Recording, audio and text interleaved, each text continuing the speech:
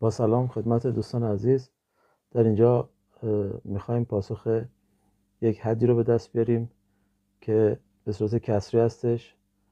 حد مجموع مربعات اعداد طبیعی رو داریم بر روی 5n3 به علاوه n به علاوه 1 وقتی که n به طرف یا به سمت بی‌نهایت میل میکنه. میخوایم پاسخ این حد رو محاسبه کنیم.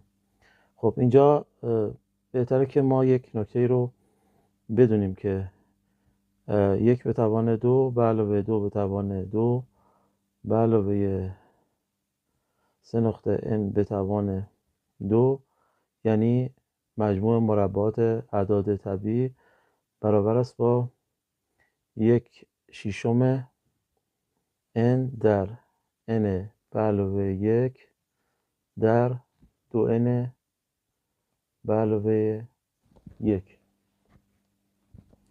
خب پس ما میتونیم اینجا این حد رو به این ترتیب بنویسیم.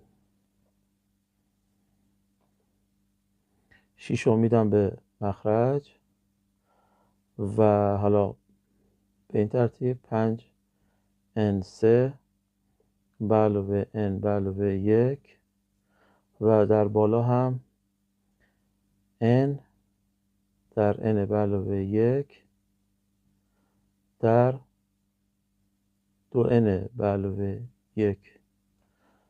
وقتی که n به سمت بی‌نهایت میل میکنه، در اینجا ما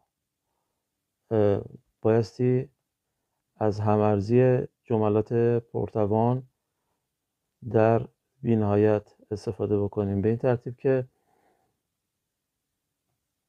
جملات پرتوانمون n و 2n هستش، میشه 2n3 و در اینجا هم 6 5 تا 30 تا cn3 یعنی جمله پرتوان من اینجا n3 هستش که یک ضریب 6 5 تا میخوره و 30 خواهد بود cn3 که با هم ساده میشه و پاسخ 1/15 خواهد بود.